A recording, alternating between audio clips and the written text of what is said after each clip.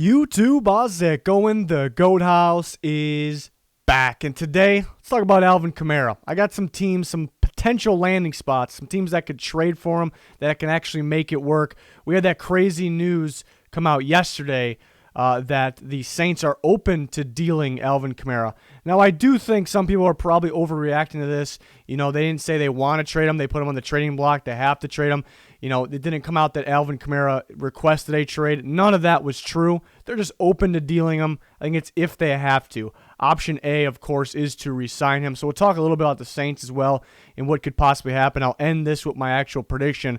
But since this is kind of like a hot topic here with some crazy news, I want to take a look at some teams that could make it work. It could be possible. They may be interested. So we'll take a look at all of that here in just a second. 60K, that's our subscriber goal by early in the NFL season. Please help us get there. We'd much appreciate it if you could subscribe.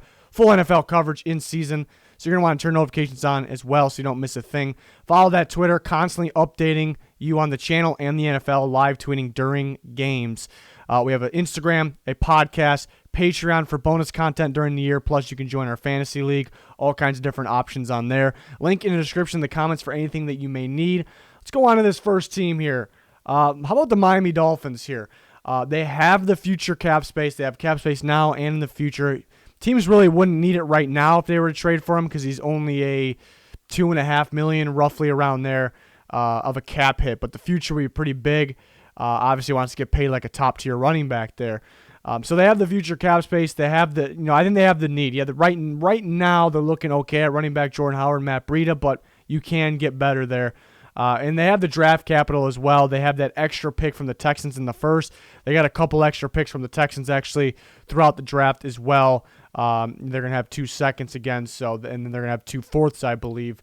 So this team would work. I think it's not one of those teams that are in stage 1 of the rebuild mode either. They actually gathered the talent. It's actually pretty close to a pretty darn complete team. It's just not really, when you think complete team, you think they're contending or they're playoff contenders right now.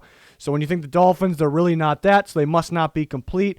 I'd say that's really not true. Yeah, I think they're just too young and too just raw right now to contend. But they're pretty set for the future. They do have some other major needs. They got to finish the offensive line. A little more of the defense here and there, perhaps. Maybe another weapon or two. But it's really coming along. Future's looking bright. So I think it's an appealing spot. Miami in general is probably an appealing spot to the player, which in this case is Alvin Kamara.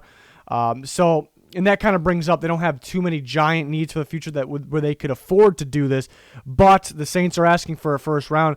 Even though they have 2 first-round picks and the Texans pick might be a little later, I just don't see the Dolphins doing it because I still, more important needs. Where's the value of the running back position? It's kind of going down a little bit, even though Kamara's a big impact player, and they focus more on the offensive line there.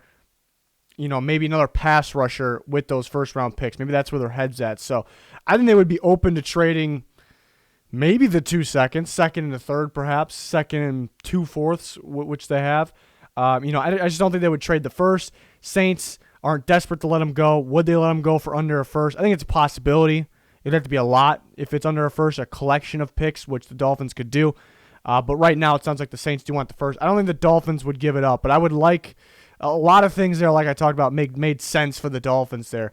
Let's talk about the Cardinals, a little bit of a wild card team here. They do have the future cap space.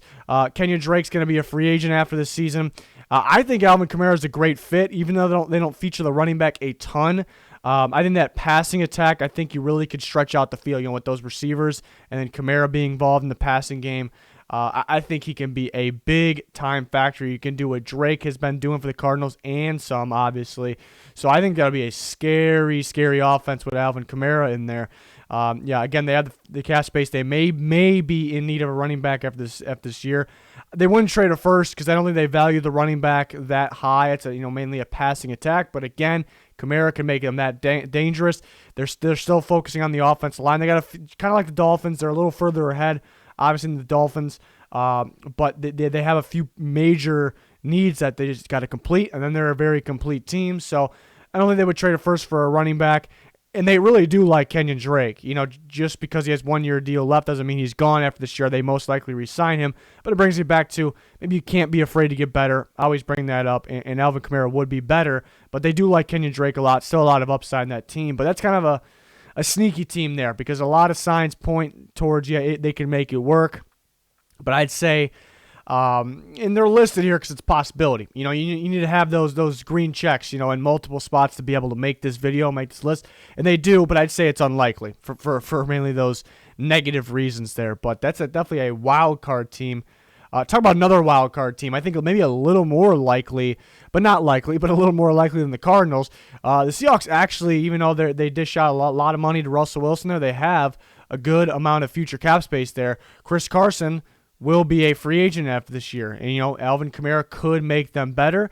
It would change a little bit, how they play, a little bit. They like to pound the rock with Chris Carson. So it would change a little bit, but a running back more involved in the passing game could work wonders for them.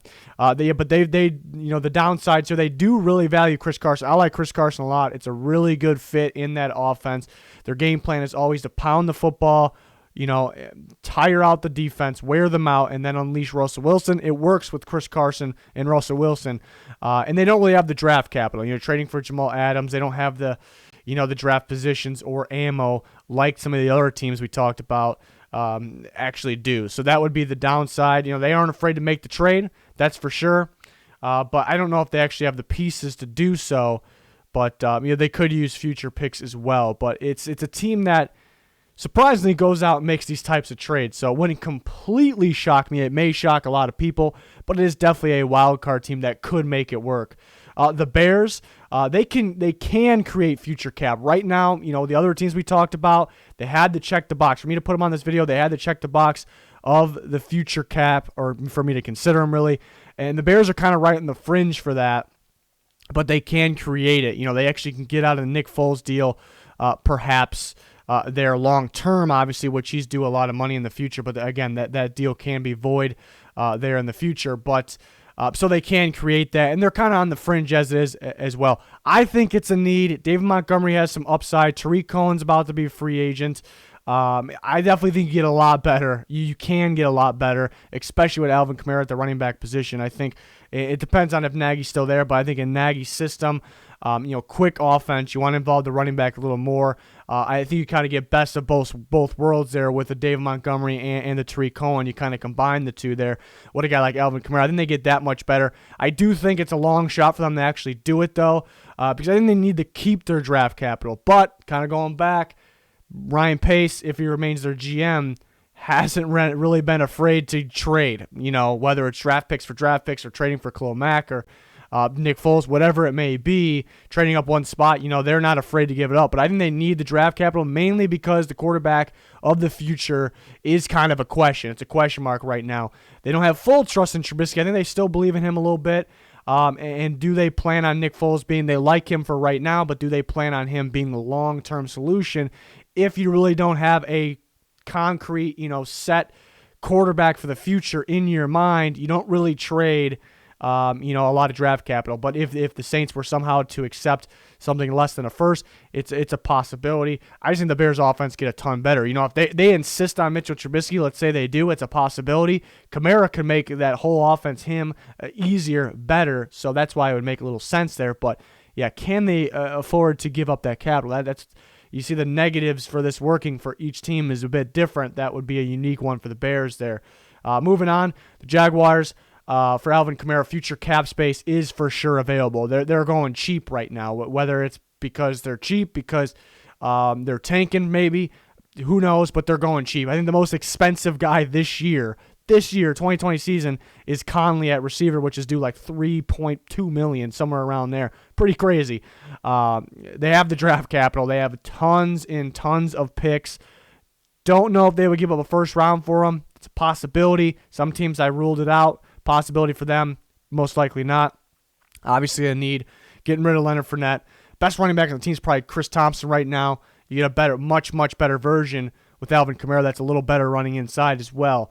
Why they may not, they may just go full on rebuild. Kamara could be a part of that, but they just might build through the draft, which I love to do. You definitely need to make some moves to get some good players that are already proven, but I love building through the draft to have the draft capital, and they might just want to go full youth really there, which you can't really blame them too much. But again, you can build with Alvin Kamara.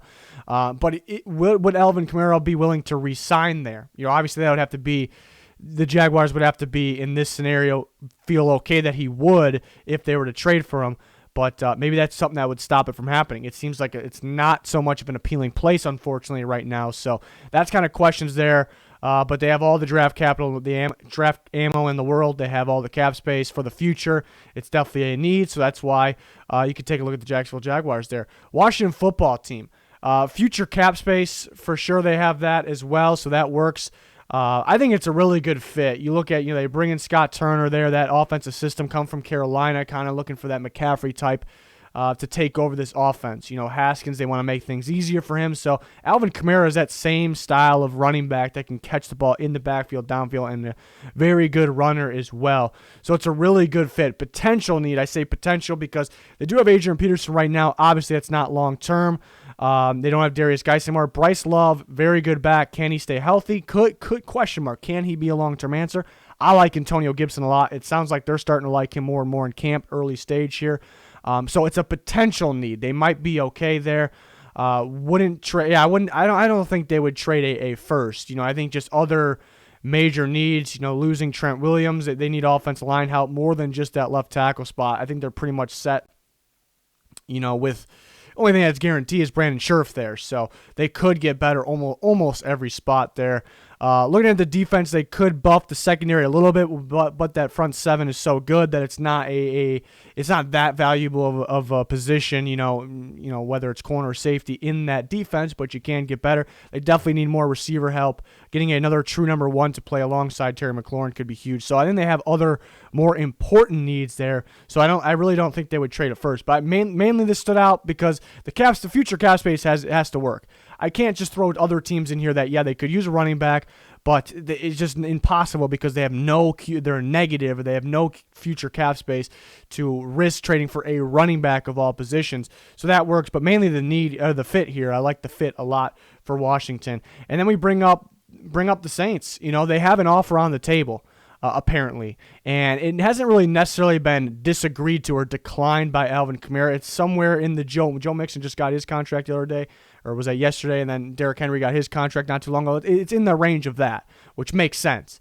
And he didn't necessarily decline it. He's just, him and his agent just presenting what he wants, which is kind of Christian McCaffrey money.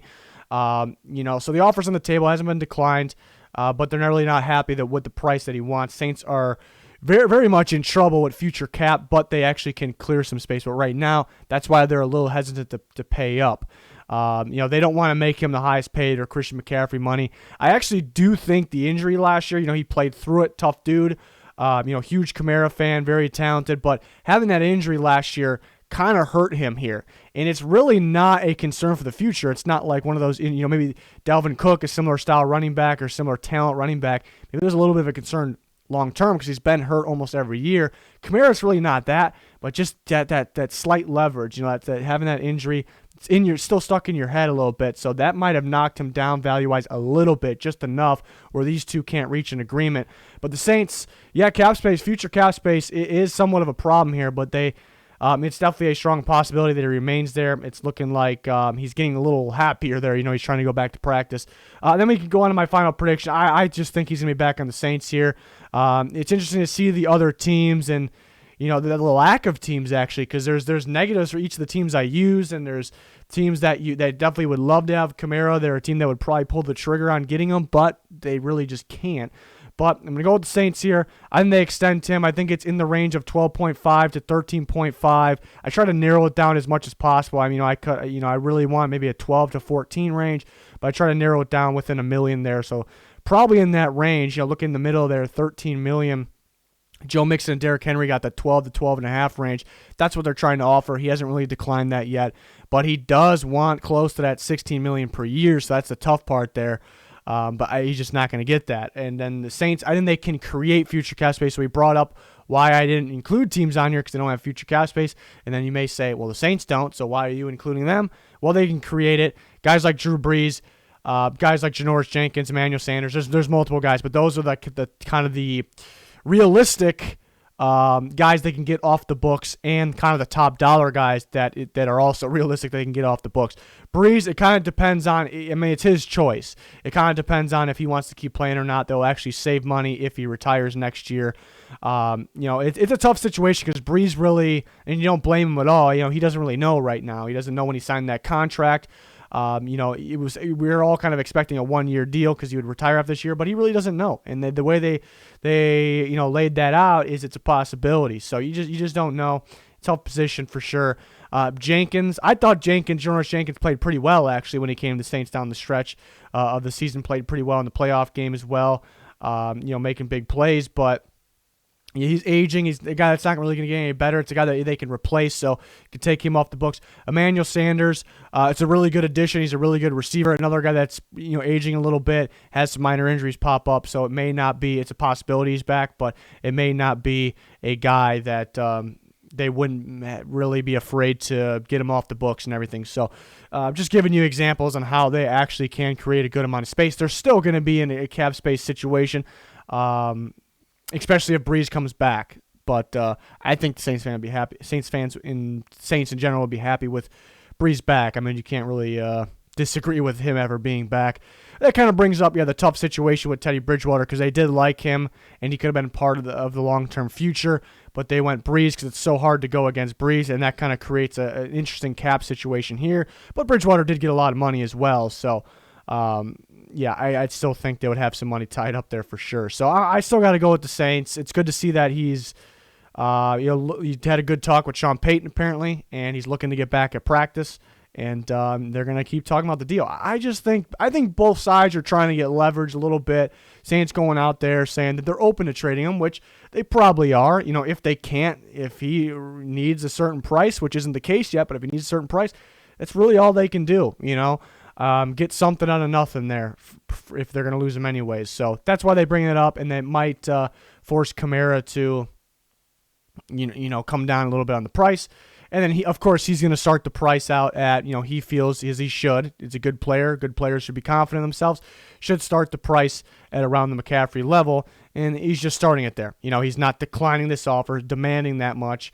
More will come from this. We'll hear more, so we'll see there. So it's definitely an interesting storyline there for a really good running back. So we'll see, what happens here. But I think they're going to work it out here. But it's cool to see which teams could possibly do it. Let me know your guys' thoughts down in the comments. Smash that like button if you enjoyed. We got more videos on the way. Got some final predictions for the season on the way. And then we got our full coverage in season. Cannot wait. Just around the corner here. Getting real excited. So hopefully you can subscribe, turn notifications on so you don't miss a thing. Follow us on Twitter for all the updates, tweeting during live games. There's a lot of content even on that Twitter. So check that out. Link in the description in the comments. That's going to do it for this one, though. Thanks, everyone, for watching. Goodbye.